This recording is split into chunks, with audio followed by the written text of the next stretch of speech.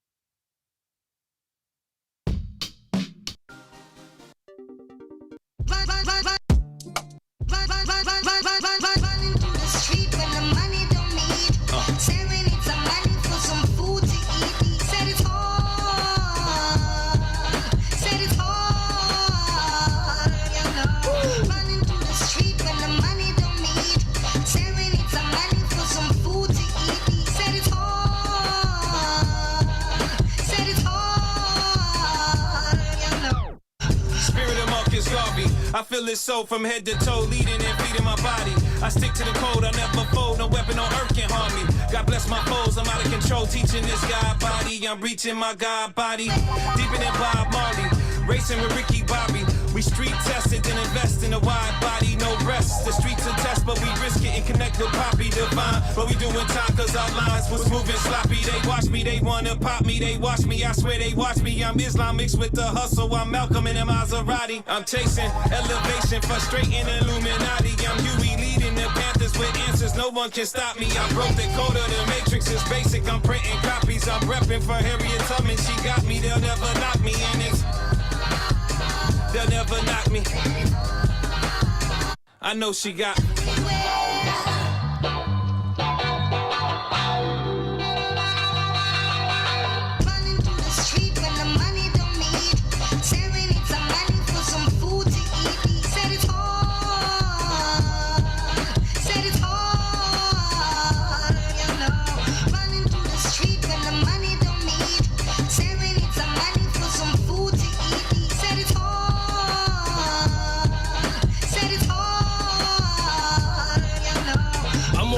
Step on the stairway to heaven.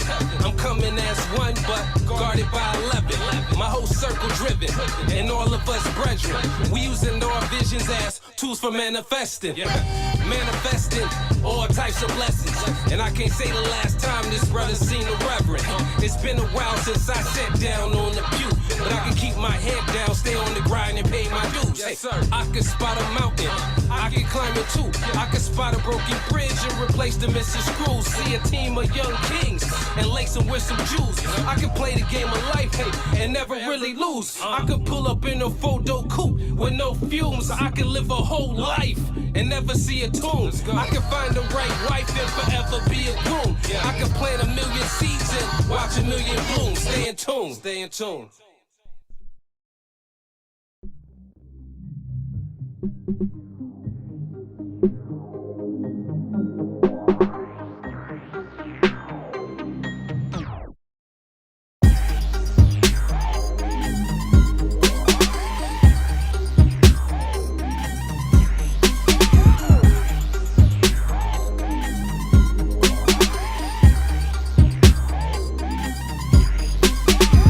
You are now tuned in to the Cosmic Convos podcast, your #1 source for accurate, relevant, and thought-provoking astrological conversations in the podcast nation, the place where stars and minds align.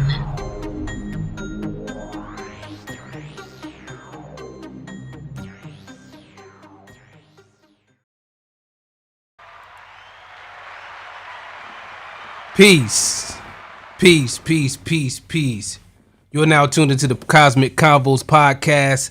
I'm your humble host, Herut, and I got my good brother here, Brother Ra. How you doing, my brother? Brother, you know it. Keep my eyes to the sky and ears to the street, brother. How about yourself? Hey, man, like I said, man, just, you know, I'm trying to get more like you, man. That's why you took a little bit longer, man. It took a little longer off, man. I had to get some more study in there, man. Some meditations, the whole nine, bro. Hey, you know, still sharpen steel, brother. Still sharpen steel, for sure. Indeed, indeed, indeed. But before we get too far, I want to remind you all to make sure you like and you subscribe to this podcast, to this YouTube channel. Even if you listen to the audio platforms, make sure you subscribe there. And make sure you hit that notification bell so you can see when we're going live and everything like that or whatnot. And as always, this episode is brought to you by Push It Forward Media Group, Calipusha Astrology, and our good people over there on Patreon. Big up to y'all. You know what I'm saying? We got some good things, some new things coming to, our Patreon and everything like that, and to this, podcast as well or whatnot. But if you want to connect with us on other platforms, you could find this podcast, Cosmic Convos Podcast, on Instagram at COSMICCONVO on Instagram. You can also follow Push It Forward Media Group and the whole Push It Forward Podcast Network on Instagram at PUSHITFWD on Instagram. And you can go to the website, you can get a chart, connect with me. You can get a link to connect with Brother Rod to take some of the excellent classes he got going on or whatnot. at pushitforward.com, pushitfwd.com. Brother Ra, how can the people get a hold of you? Well, generally the same old same. You can hit me up via FBIG at Shechem Ra, or you can hit me up at kalapurusha@gmail.com. See, he always come nice and sweet. I got a whole, I got a whole 10-minute speech. He keep it simple and whatnot. Indeed. So here we are. At season 5, episode 1, episode 101 overall or whatnot. We hit a good milestone last season or whatnot, and now we here. To take it to a next level. How you feel about that, Rob? I'm ready, man. I'm ready like Freddie. Let's get it in. I'm excited to drop some knowledge to the people so they can really get their minds right, their spirits tight, and really enjoy the season, because we definitely got a lot of great content for y'all this season. Absolutely. Indeed. It's an interesting year coming up ahead of us. We'll in the coming episodes we'll get into that a little bit more or whatnot, but as always, you got something you want to say before we start jumping into today's topic? Not really. Just stay tuned, because we're going to definitely tighten you up. Next week we're going to get into some very interesting things, looking backward and looking forward, so we can, give you a review and a preview, a review of last year and a preview of this year. So just kind of give you all a heads up what's coming up next week. So definitely make sure you hit that button to give you that update, so you can be right on time, and right in tune. Indeed, and to piggyback off that and going into today's, topic, we're gonna look way back. You know what I'm saying? We're gonna look way back today. Yes, sir. At a very, very, very important, time in the history of mankind. We've been walking backwards, in history, astrologically, and we drop these episodes, and I want you all to realize that you're not gonna find this, at this detail, with this level, of precision and insight anywhere.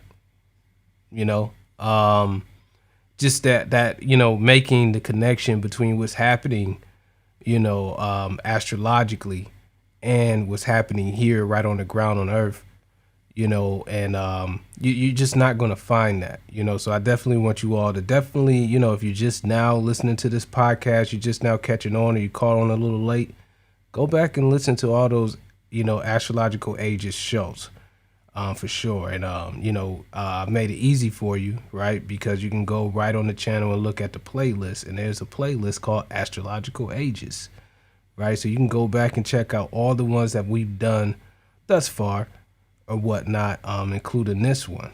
But this period is pretty interesting, right? There was a movie that came out that wasn't received very well called 10,000 BC, right? It mixed up a lot of different things, a lot of theories, unproven theories and different things like that out there. But, the period of time that we're going to gaze into today, definitely covers that period of time and kind of marches us up, to where we were talking about last season with the age of Cancer, And I think this is going to be key. We were talking about it just offline, this might be almost as far as we can go back. You know what I'm saying? As far as in recordable history, of course we can go and, gaze into, what we understand about the science and how that impacts the earth and what we know about history. and different things. But I mean, we're getting right, kind of close to that edge. And I know there's a lot of people out there, there's a lot of theories out there, shout out to Gaia and all these different, outlets and stuff like that, putting out information and stuff like that. But we take a slightly different approach. We like to, be able to have something for you to look to before we start talking about what was what and what was, and stuff like that. But yeah, we're getting pretty close to that time. But everybody saw, you see the label, you see the cover art and everything. We are talking about the age of Leo or whatnot. Big up to my Leo clan members out there or whatnot. But yeah, let's dive into it. For sure. Yeah, it's interesting that you brought that movie up. In fact, because when you watch it, it does give kind of an idea of what it could have been like, or what it might have been like at that time. And it's interesting because they did put it, the context of the movie, in Kemet, which was interesting, right? Right, They showed a lot of information as far as what right Kemet was doing, and we were building at that time. Interestingly enough, right, um, the ages are very interesting because they really do give you like a time capsule to be able to look back into the annals of history and to the annals of man's undertakings to understand what life was like and how things happened and why we are where we are. The old cliche is saying is you don't know where you're going unless you know where you come from. right, And you know, um, what we can look to and really understand about the ages is that they're dynamic. They're not just the age that is on the horizon due east March 21st. It's much more than that. That is just kind of like the checkpoint that we look to really gauge and understand what we're dealing with. But it's a panoramic view. Just like any chart, when you look at a chart, you don't just look at one sign, you look at all the signs. And so we're going to right, talk about some of that today and really get into, how you look at an age from a holistic perspective because, we can pigeonhole it and put it right in Leo, but Leo has 12 other or 11 other positions that, from the ascendant perspective, that give us an understanding of what was going on at that time. Just for an example, the age we're in now, right? The age of right, Pisces. And we are in the age of Pisces. If you're new to the show, we're not in the age of Aquarius yet, right? We have uh, about 350 more years before we're really on the cusp of it. We're on the cusp now, but we still have a ways to go to play this whole thing out. But interesting enough, right? Pisces is the headstone, but Virgo is the opposite side of Pisces. And when you begin to understand how it works, you see that the seventh house, which represents marriage, partnerships, promises, and things of that nature, is very complex now, right? right, Marriages have become complex, right? Male and female relationships have become problematic, have become an issue of problem solving, right? And that just right, shows the reflection of the opposite end, right? Of what we're dealing with as far as an age is concerned. So we're going to use that as an example to kind of delve into the age of Leo. But to start us off, let's of course give us some specifics around the age. So um, you can Google these things, and these things are fairly easy to find. That's why my good brother here says that beyond the age of Leo, it really becomes an astringent process to find those specific things that we can point to that give us a key indication of what the ages were, what was happening in those ages. So we will make a um, stab at Virgo, right? But we won't have as much um, historical, geological, ecological recordation to really demonstrate what it is. And like you said, Gaia is a great thing to watch, right? They can get really imaginative. They can get really they could take you uh, out there, man. uh, yeah, they could take you out there, but for all intents and purposes, right?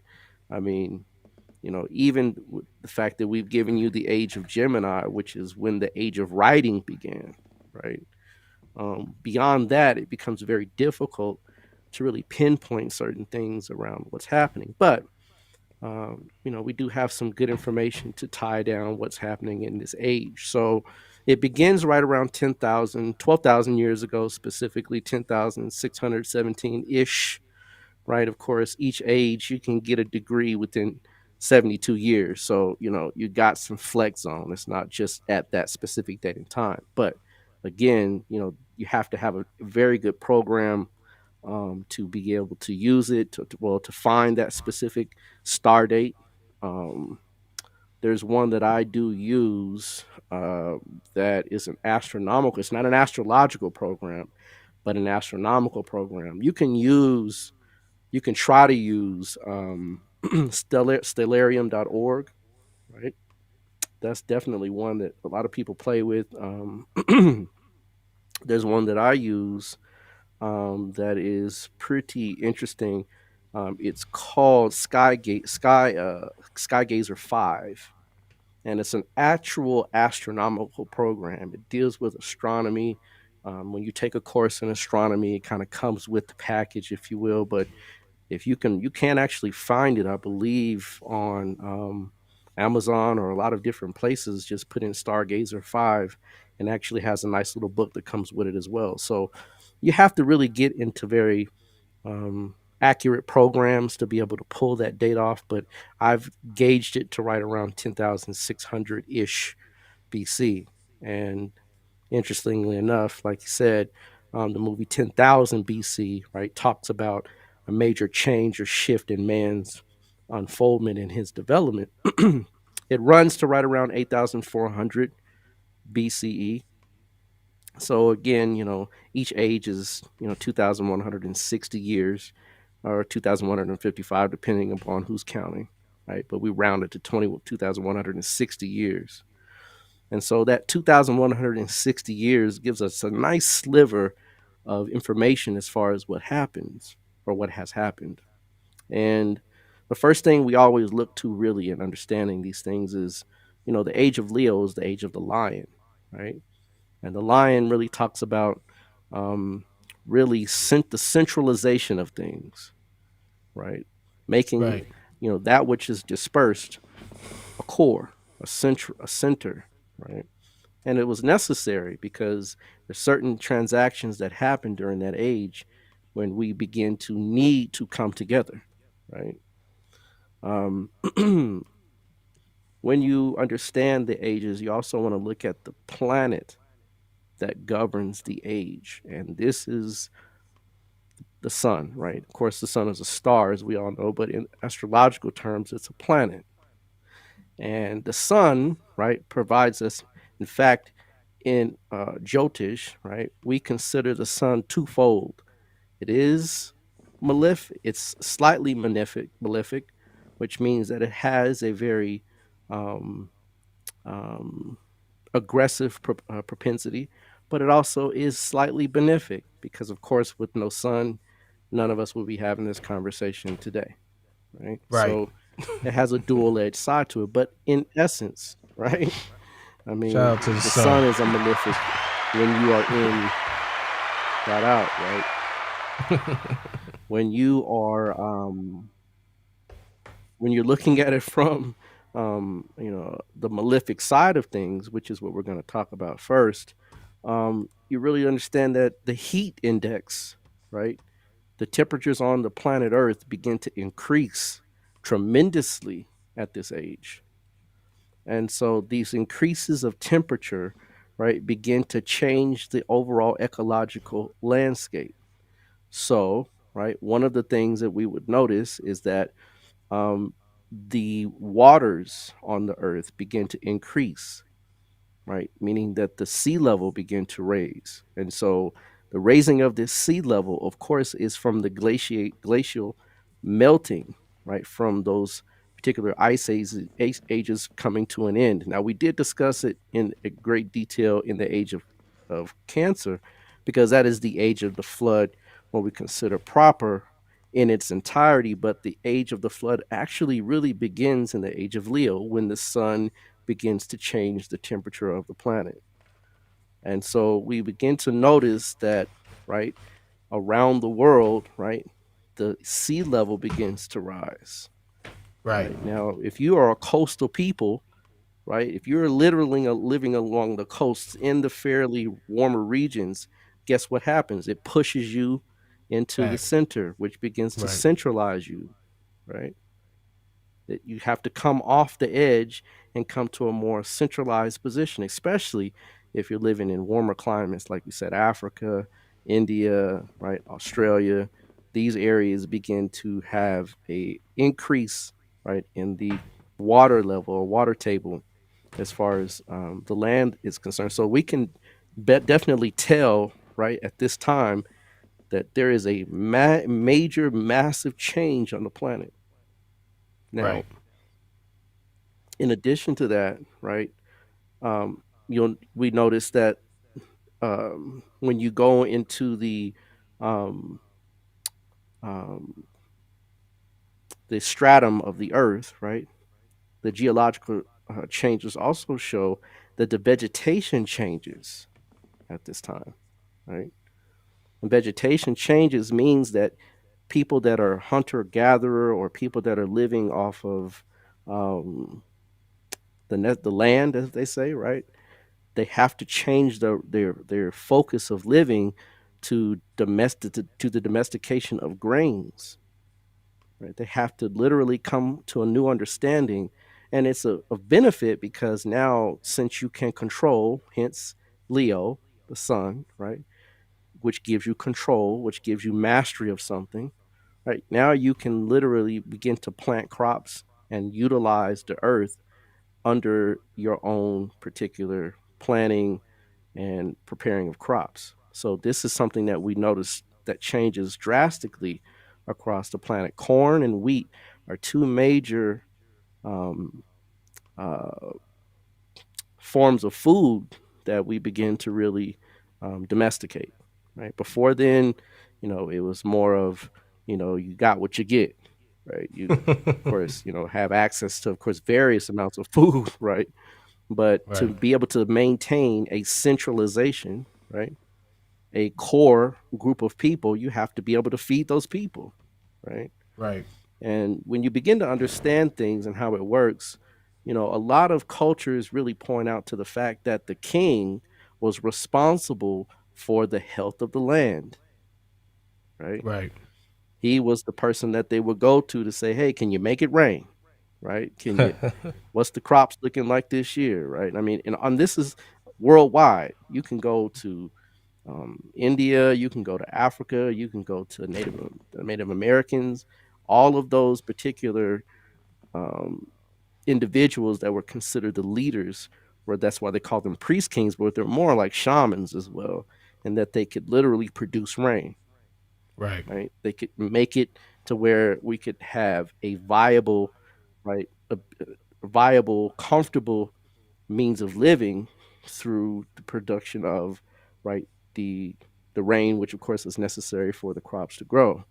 So this is when we begin to understand kingship, in that kingship is not just having a title or having a position, but it's really the person that would be sought after to make sure that the people would have everything that they need for the year and going forward. So this is the beginning again, of course, of kingship, beginning of rulership, the beginning of again um, people coming together under one band, under one group, under one uh, um, I'm going to say country, not country yet, but village, right, or Tribe or city, right, or civilization, to tribe, exactly, to be able to be able to survive better, right. And of course, you would need to, because the increase of heat changes the whole dynamic, right. Think about being in the um, the areas where it's warmer. Food is plentiful because the temperatures are more temperate. It's more, it's not as intense. When that heat comes, the intensification comes, and of course you have to change your modality. So these are things that you can go back, you can research, you can find. It's easy to see. This is when you begin to see man shifting towards a civilization type mentality. And another thing Um, that I mean, just kind of to piggyback off that a little bit more. I mean, you start seeing, you know, on a smaller, more of a micro level, family structure, right? You know, it's kind of noted that there's a lot of Absolutely. data that you see. You start seeing the roles, of the man in the family, the woman in the family. The whole concept of hunter and gatherer, right? The woman is gatherer, the man's out there hunting. You understand what I'm saying? You're seeing these roles Exactly. being Exactly. kind of codified, into a system, and how you run a society and Hmm. everything like that Hmm. being more formalized. Oh, no doubt, no doubt. When we talk about it from um, an astrological perspective, when we look at Leo, the opposite sign, of course, is right Aquarius, and Aquarius really talks about the universalization of male female roles, right? Right. Where it begins to become more popular in the culture, right? It becomes more universal, it becomes more acceptable that male and female have to work together, right, to be able to pull, the family unit and to be able to really hold it down. So, absolutely, when you look at that dynamic of Leo and Aquarius, it fits perfectly, right? Um, the other things that we look at is the historical records, right? So we talked a lot about the geological records, the ecological records. That is Right. there. You can't argue it. It's history, right? Before history was written, right? But when we begin to look at the actual historical records, there's a lot of different ways we can look at this from the sense of course, the oldest culture, right? Which there's a debate between Sumeria and Kemet. Of course, I've always leaned towards Kemet, not because that's my spiritual practices or where my spiritual practices gear from, but just because um, the way that we created the structure of our astronomical data, it was there for us to be able to show what was happening at that time. And Sumeria doesn't support this data in their astronomical, right, assessments, if you will. So when you look at the Temple of Dendera, right, and when you begin to look at that particular map of the sky, there's some very interesting things to pull out from it. Um, One of the things that Kemet was big on, not just in the age of, beginning in the ages, the early on ages, but even all the way down through, is that boats and barks were very important in how they presented a lot of the spiritual material, right? The spiritual perceptions of what was going on. So having, a boat was really important in the sense of having, like, they have float, they, like the holiday floats that they have nowadays, right? Well, Yeah. we had literal floats, but the floats had the netters or netteru, right, on the actual barks or on the boats as they will go down the Nile, and we would all line up along the Nile to see, or to give reverence or to pay homage, right, to whatever forces or entities were being accessed at that time on that particular boat. Well, in the star data of the Temple of Dendera on the map, right, of the heavens, they have the sign of Leo, right? They have all 12 signs, and they have pretty much many of the constellations that we know today. Not all the 88 were represented, but a good portion of them were. And of course, Leo is a constellation.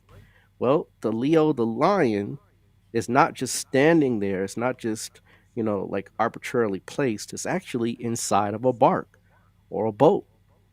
Now, there's no just happenstance when our ancestors put something on the walls, right? Right. It's actually very specifically oriented to give you a message about what was happening at the time when that particular force was operational, right, on the planet. And Leo, the lion, is inside of a boat. Now, why would they do that? Right? Of course, it makes sense because, as we stated earlier, that this is when, right, the the land masses begin to recede and the waters begin to increase. And so during this time, this was very crucial to make note that, hey, the lion is in a boat, right? That means that the waters are increasing, right? That means that at this time the floods begin. And in that boat, of course, also, as my good brother here is showing, right?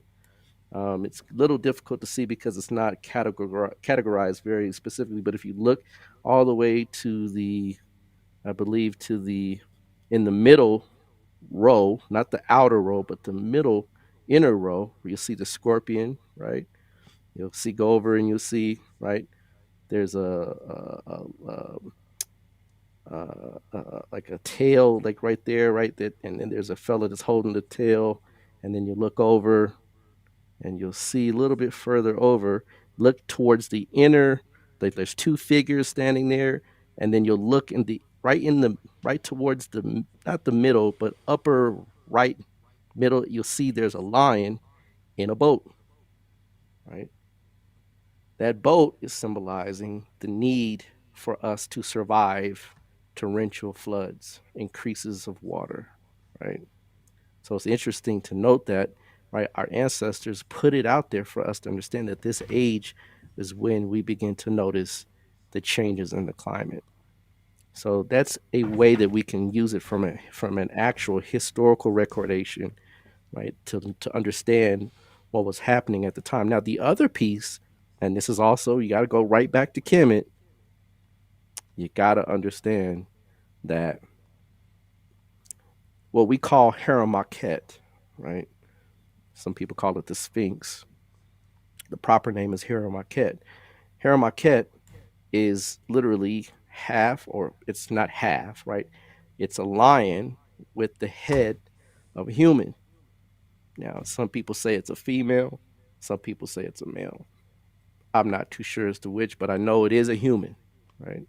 And it is an African head for sure. Now, that they have proven because the jaw has a protruding underjaw, which is typically African, right? So the face itself, the high cheekbones, you can see it's an African. But, right, that particular statue or monument, right, another historical piece of the record, is looking in a particular area of the sky, and where it's looking is, at the time, it would have only been right and exact and looking in that area, and as far as its creation date, if it was looking at the sign of Leo. So we know that our ancestors understood very well the ages and what was going on, because when they created it, it was looking at a specific constellation, the constellation of Leo. So this is a, a, a two-part piece that Kemet has presented to kind of nail down what was happening at that time. And even in fact, they've shown that there is erosion on the Sphinx that is basically like when it was raining, heavy rain, right? They show that the only way that type of erosion could have happened is if it was torrential downpour.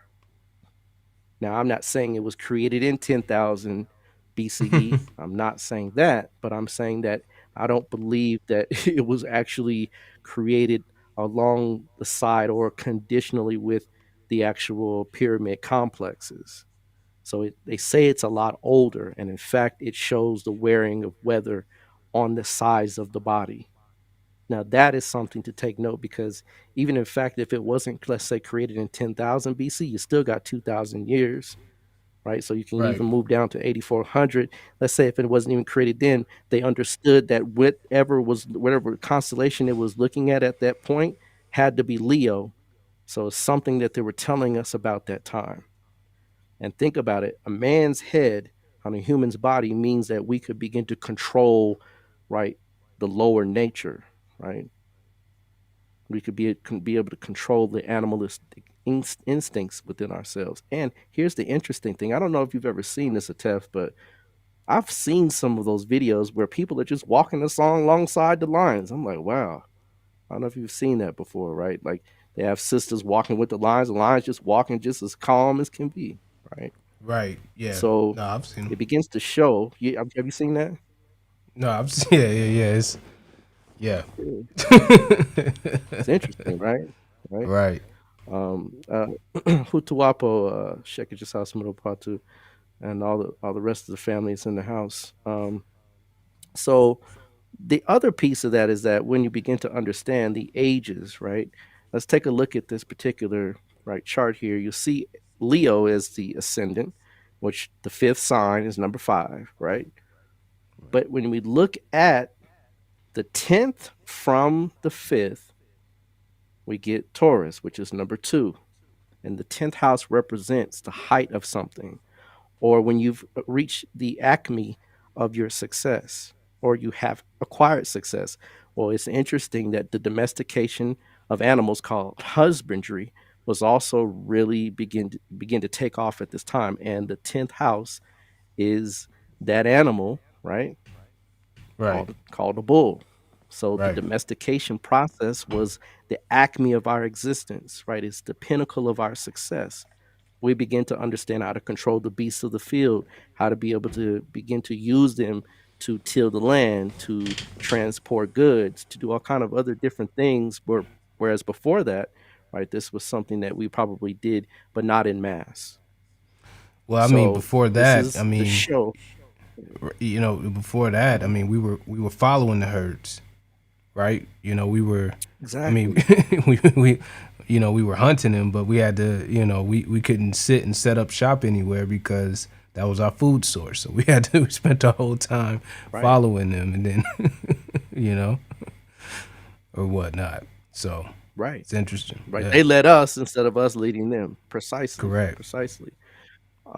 Interesting also enough that in that time it's recorded that all of the larger animals on the earth, and I'm talking about dinosaurs, they were well gone by that time. And I'm talking about the woolly mammoths, the saber-toothed tigers, right?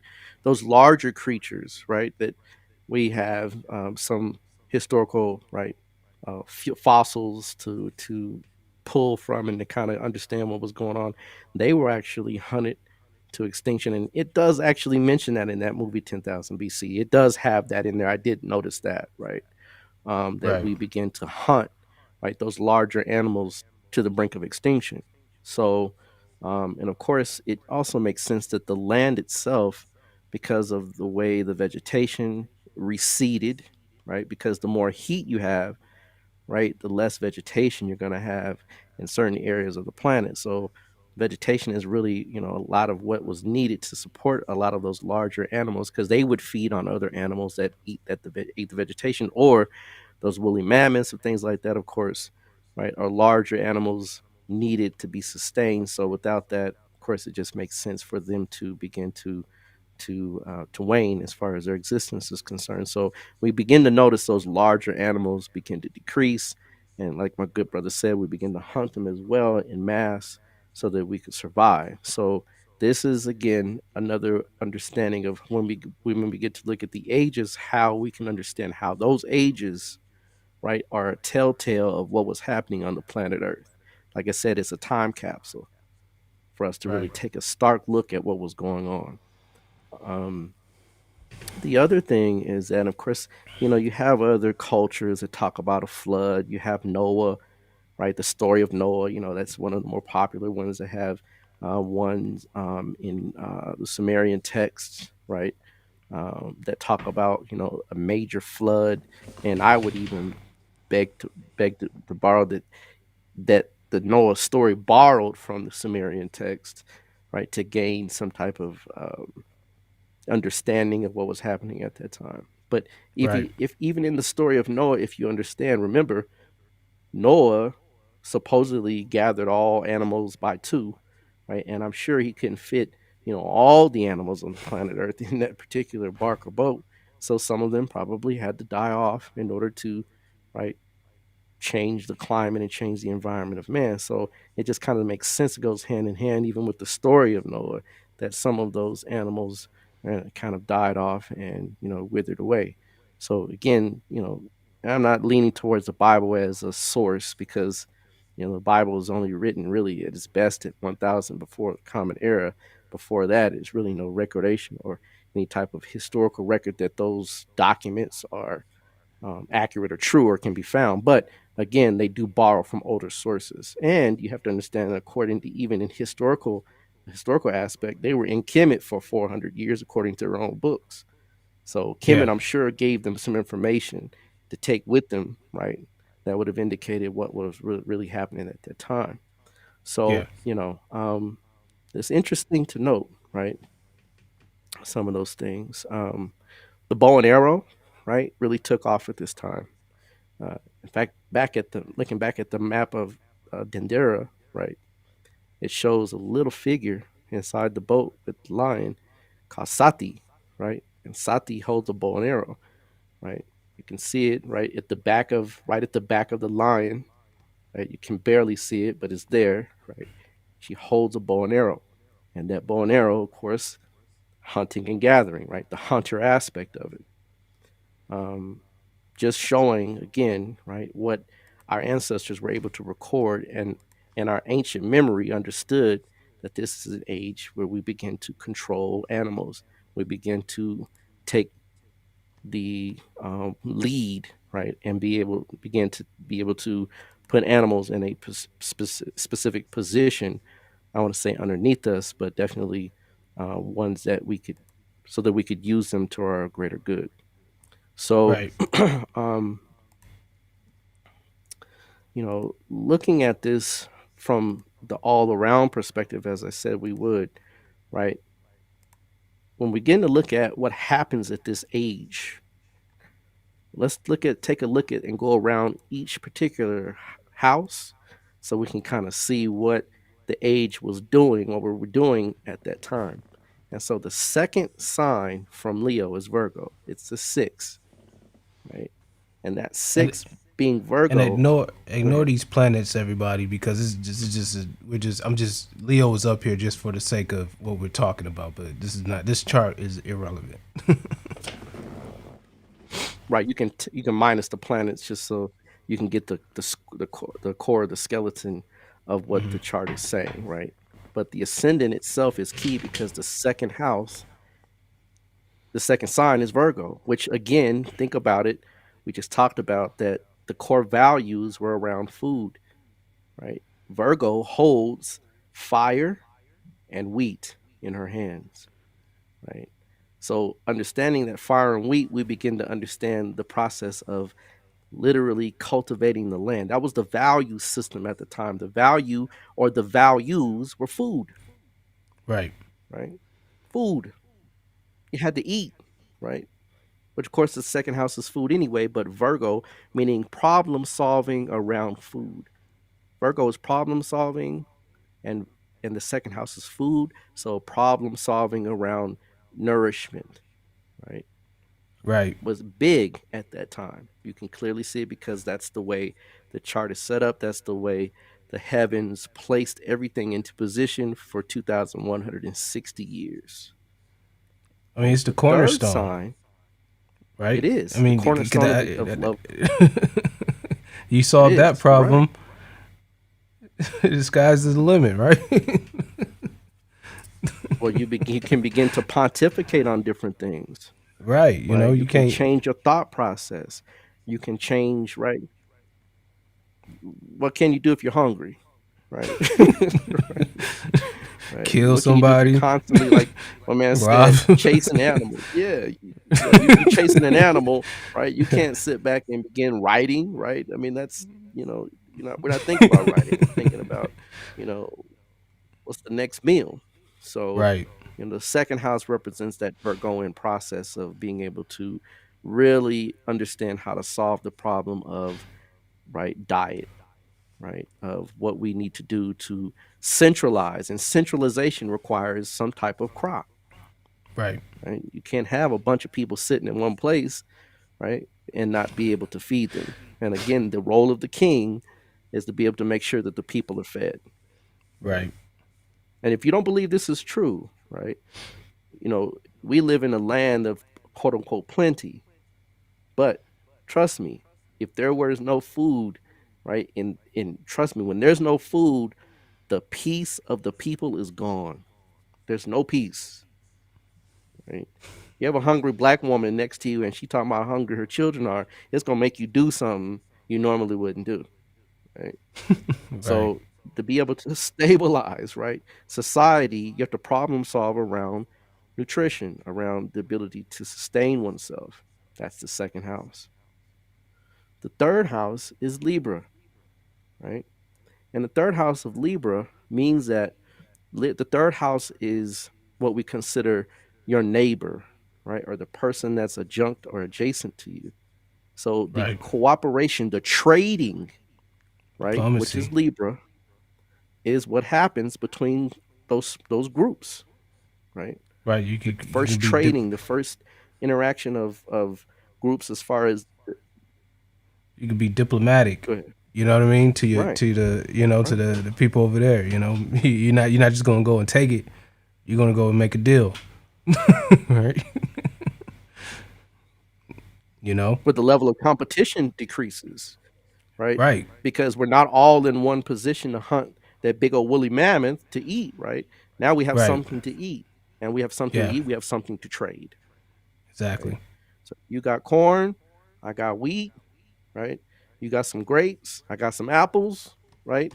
Let me get some of those grapes. I give you some of these apples, and we can trade. That's henceforth what this particular process is ensuing with regards to the third house within the age of Leo. We begin to create trade, Right. right? The fourth house is your home, right? It's your um, area of dwelling, right? And Scorpio is the fourth sign from Leo. So this fourth sign now talks about the protection of the land, Right. right? It also talks about the homes being able to endure, right, this torrential flooding, right? Right. Which Scorpion is hard exterior, soft interior. So not only is it talking about the protection, right? It's also talking about the endurance of the home life to be able to protect the community, to protect what's valuable Security. inside. Yeah. The concept of Secure, security. absolutely. Well, you got to have that, right? Right. Right. Scorpio's ruled by Mars, right? Right. So that martial disposition, and literally, right, Leo ascendants have typically a very keen sense of making sure that which is internal, that which is home, is safely guarded. They can be very private in that regards. Even though they're very public, they're also very private at the same time. So this is when we begin to see that this particular area of life transforms and changes from just living here and there to now taking and protecting something that is of value. Yeah. The fifth sign, right? Fifth sign from Leo is Sag, right? Right here. Just where Now we at. Sagittarius, of course, right, is right the one that begins to shoot and hit the goal, right? To have something to aim for. So our knowledge level, which is the fifth house, begin to increase. Right. Right? When you can sit down and be still, can be protected, can have food, can deal with your neighbors equitably, you can begin to pontificate larger concepts and ideas, like the star systems, like in looking Right. up in the heavens, like being able to understand what the functions are as far as society is concerned. Now, Right. man can begin to produce these things because that's what the fifth house is all about. It's about higher thinking. What's the next Right? generation gonna do? The value of children changes as Right. exactly. How do we produce something for the next generation? And that's projection. That's being able to foresee. And that's what Sagittarius is all about, Right. right? Having something to aim for. See, ages are not just the sign, it's the totality of all those signs and how they play out in the larger framework, right? Indeed. The Indeed. sixth house is Capricorn, right? The sixth house, Capricorn, fits very well because this is when we begin to stabilize, right, the process of dealing with others as far as competition.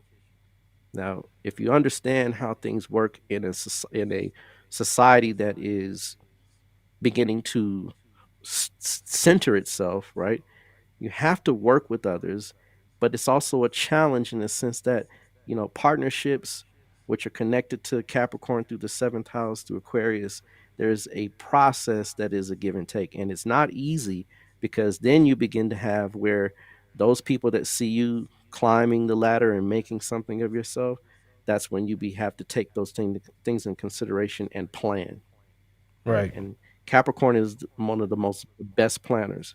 Is planning city structures, right? Dealing with things from a larger framework, long-term issues, right? Like we said just a second ago, like my good brother said, the children's children, what are they going to be? What are they going to have when we're gone? So the sixth house deals with, right, things that are very problematic. And Capricorn is that process of dealing with it from a long-term perspective, because now you can do those things because you have the ability to sit down, to be Right. stable, to be focused, to be centered, right? We mentioned, of course, the seventh house, right, which the the universalization of marriage, partnerships, right, where it becomes a universal concept. If you're going to be a part of the village, a part of the tribe, you're going to have to be married, right? It just makes Right. sense because you can't have all these single folks, right, trying to survive. If you have that, you have no structure. And Saturn rules structure, which rules Aquarius, Right. right? It also deals with the co-ruler of Rahu, which also co-rules Aquarius, in that now foreign ideas, right?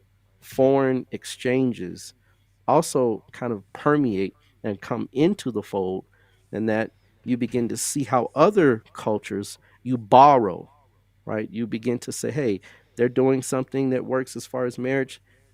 Maybe we should try that too, right? Right. Imitation is the best form of flattery, highest form of flattery. So, foreign cultures and foreign ideas weren't so foreign to being borrowed or used, because that's how you begin to spread knowledge, right? Spread Indeed. ideas. So the seventh house deals in that process of, using two people to make sure that the civilizations are structured, have something to anchor, something to stabilize. The eighth house, right, deals in things that change. And isn't it interesting, as far as transformation is concerned, that the eighth house is a water sign, right? Right. Right. The eighth house, which is Pisces, talks about the changes that man was dealing with, right? Facing, right? The raising of the ocean levels, and Pisces is the ocean, right? See, Capricorn, Cancer is the shoreline, meaning it's right there where the water meets the land, but Pisces itself is the water as a whole, and the water as a whole began to increase exponentially, Right. right? It began to grow quickly.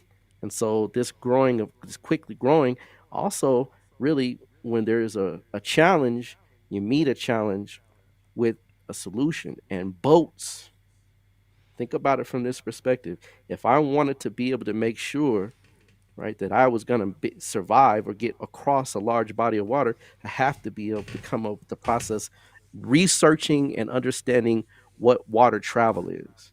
That the eighth house is research. So, when the water levels increased, we increased our process of thinking, researching how to traverse the waterways.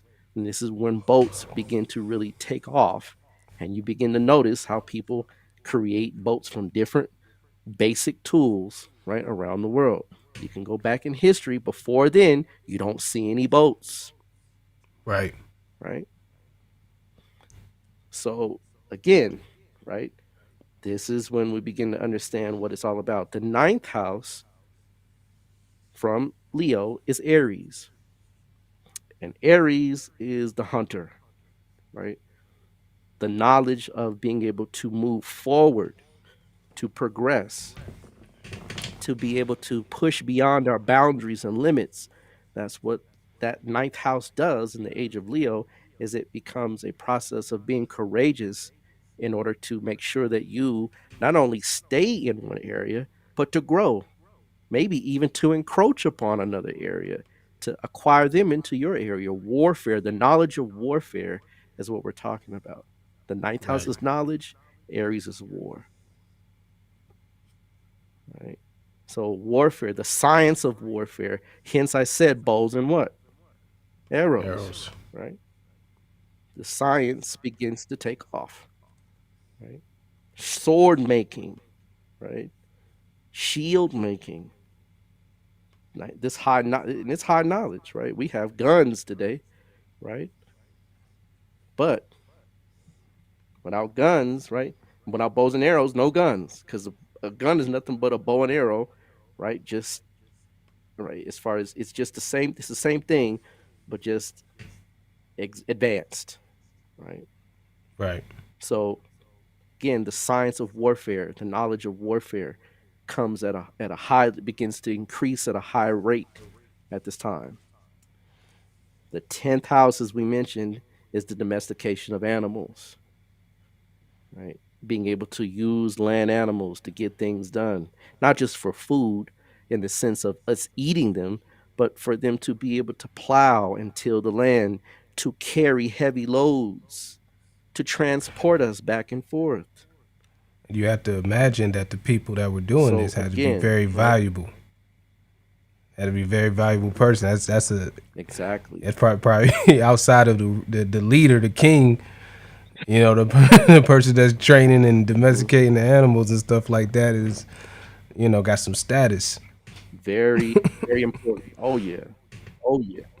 Right? If he knows how to use that bull over there and tame the bull or tame right that large animal, right? We need him, right? Right. Because we're gonna have to have this to forward our culture, to forward our people. So absolutely, very well stated. The 11th is Gemini, right? And Gemini is large groups, right? So what you would find is that these larger groups would begin to split, right? You get so big, you can only have so many people. You would say, well, you know what? You take your people and you go over there and find new areas, new territories to explore, right? To build another similar like or sister like or brother like civilization. And you begin to find that areas begin to pop up all around one area and begin to duplicate the process. That's why the 11th house is Gemini. It began to the duplication process. That's twins, right? Twins are the double, the same, Right. right? So you would find that the group is too big. You take so many people from this group and you supplant them over here, and then they grow into a group. And then you begin to have the beginnings of civilization, truly, right? You begin to Right. have the beginnings of a process where you can take a model and take it and duplicate it and experiment with it in other places. Right. And the Right. last, of course, is the 12th house, which is Cancer, right? Cancer is the water itself, it's the shoreline. And the 12th house deals with loss in the sense of having to sacrifice certain things. So you had to sacrifice that comfort zone of being on the shores, right? Being in the position where now we have to move further inland because we have no comfort, or we've lost the comfort of being on the edge of the water, right? The Right. sea levels are beginning to rise. And so we have to take another approach to maintaining the beginnings of civilization so that we can survive. So that's the totality, right? When we begin to look at the ascendant sign Leo as the age of Leo and go all the way around. And of course, we could go around and around and around to extrapolate on those particular areas in a larger framework. But I always try to give you something to really wrap your mind around it so that you can go home, or while you're at home, use it and begin to pontificate and see what other dynamics you can see for yourself as far as the unfoldment of this particular age. Indeed. Indeed. Indeed. Indeed. Big up for that.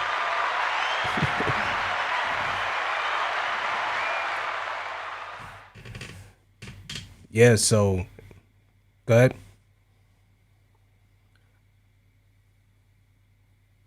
Yeah, we're good.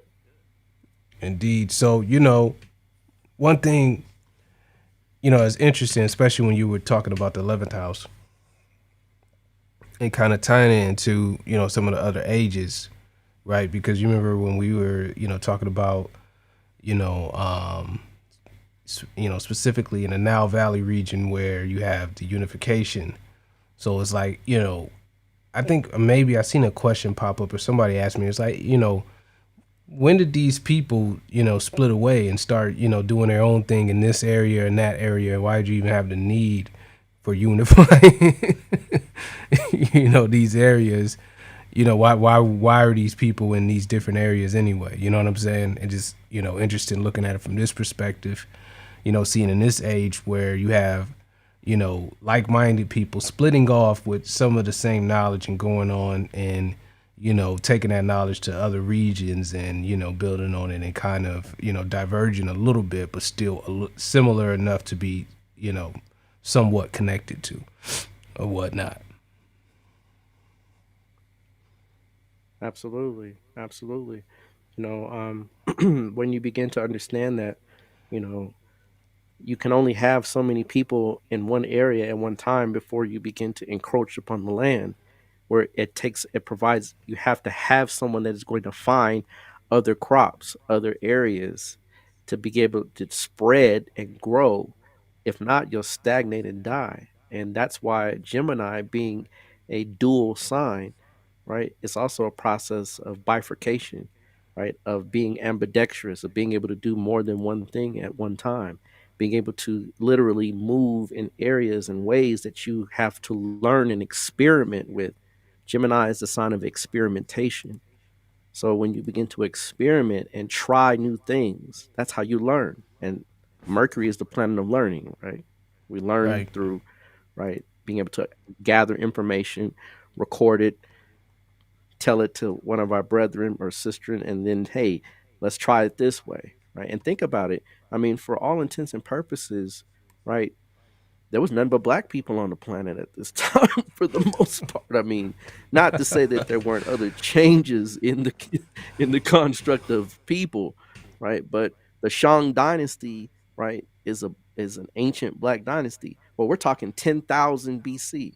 In fact, it's interesting that even in Japan, right, when you look at those underwater pyramids, which were accordingly, they say were built in 10,000 BC, the Ainu, which are the people in that area, were all dark skinned, Right. right? I mean, you got to consider, right? I mean, before then, right, the majority of people had a similar relationship because we could look at each other and say, yeah, you know what, I understand you might be going through something like me.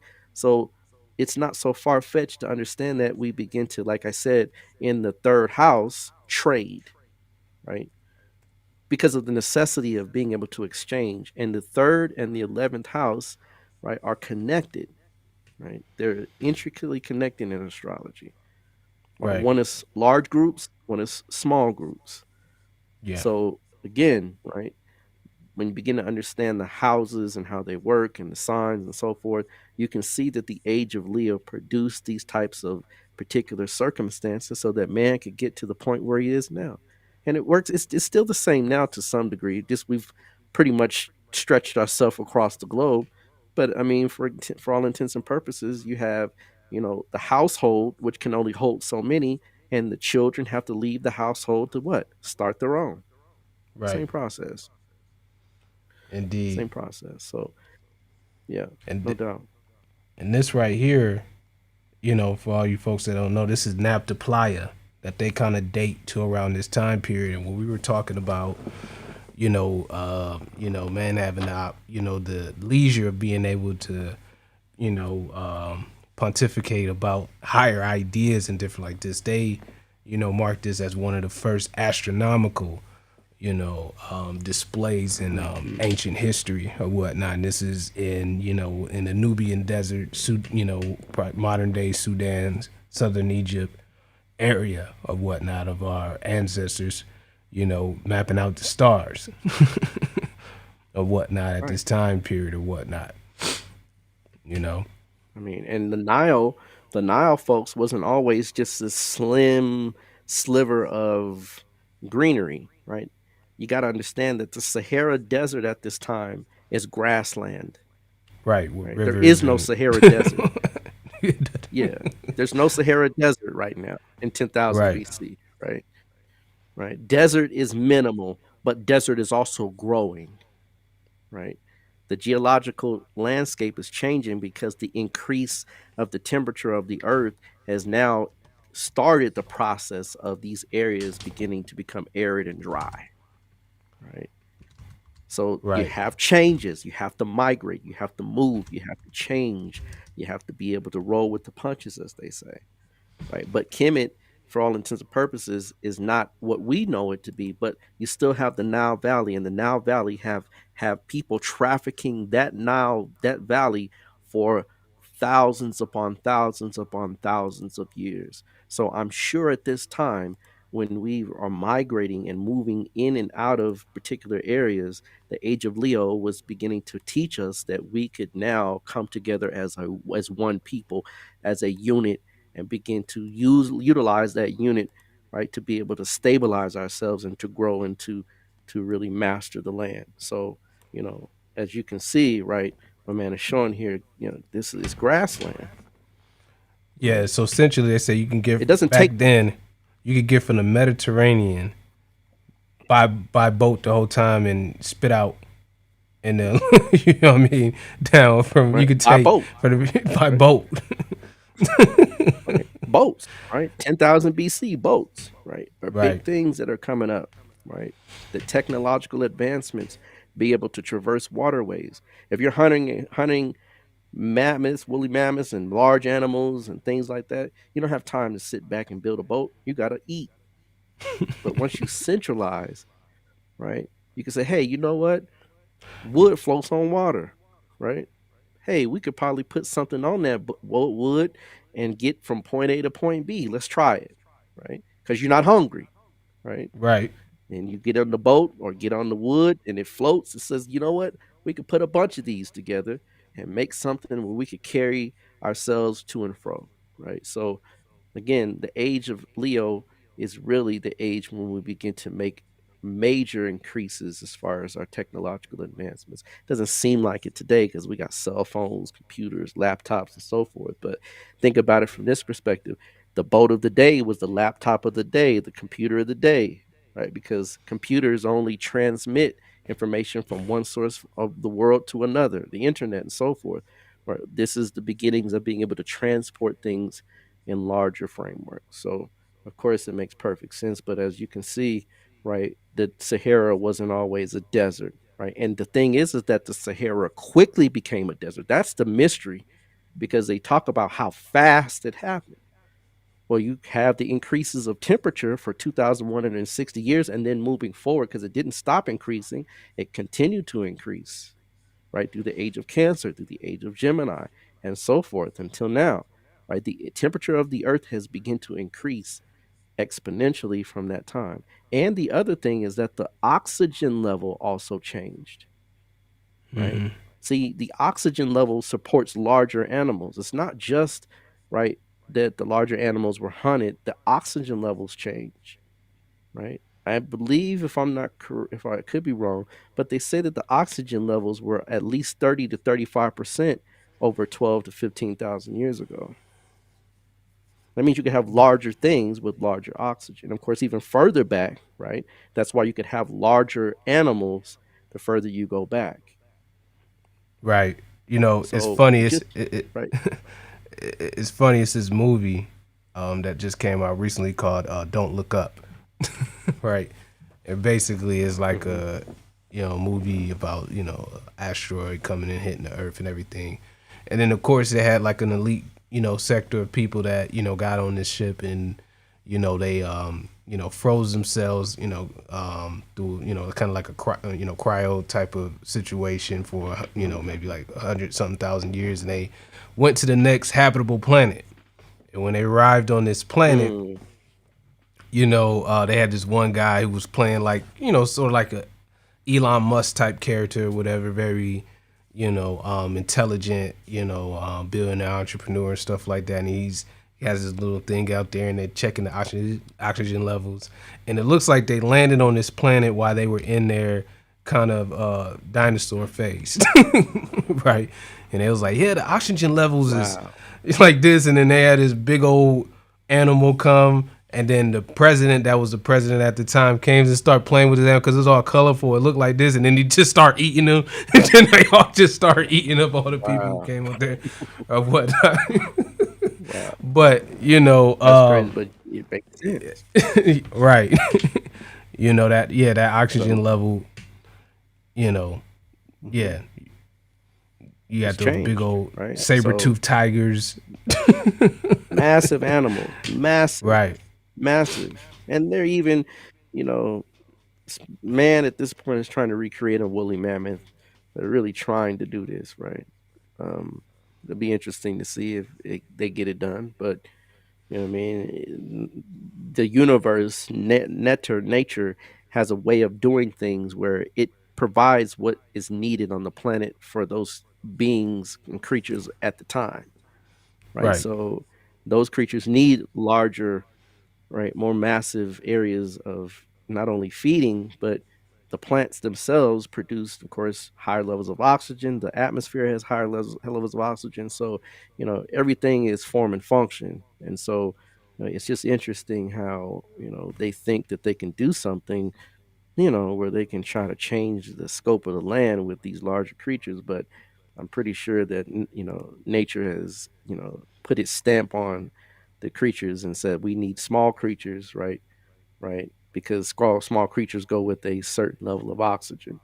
So, and, you know, you can always play with it and think about man at that time, you know, Neanderthals and, you know, beings of that nature. But, you know, because they say they have a larger brain, a larger head cranial size, right? But larger cranial size doesn't mean necessarily larger intelligence. It's the folds in the brain.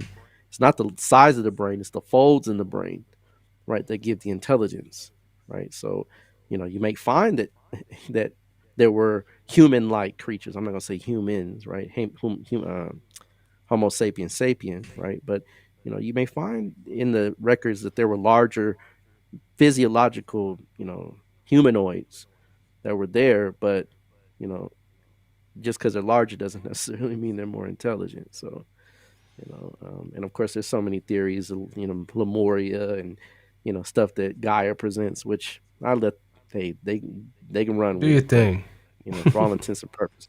Yeah, you know, history speaks for itself, and we're pretty sure that Homo sapiens sapiens, right, were really the kind of pinnacle of man's existence and still are, even though we're not so well to do in our Homo sapien ways. But you know, we can definitely surmise that, you know, we are the most advanced that we've been in history.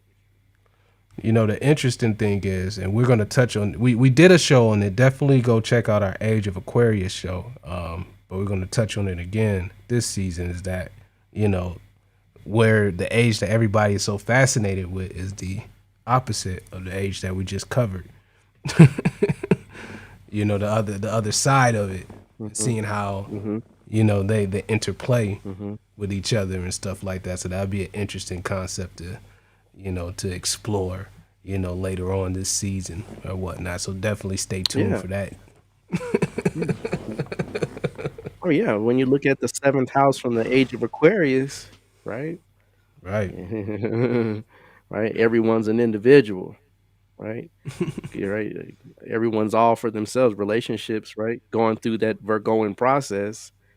In the Age of Pisces, when you come out in Leo, well, we definitely gonna have to explore that for sure. Right.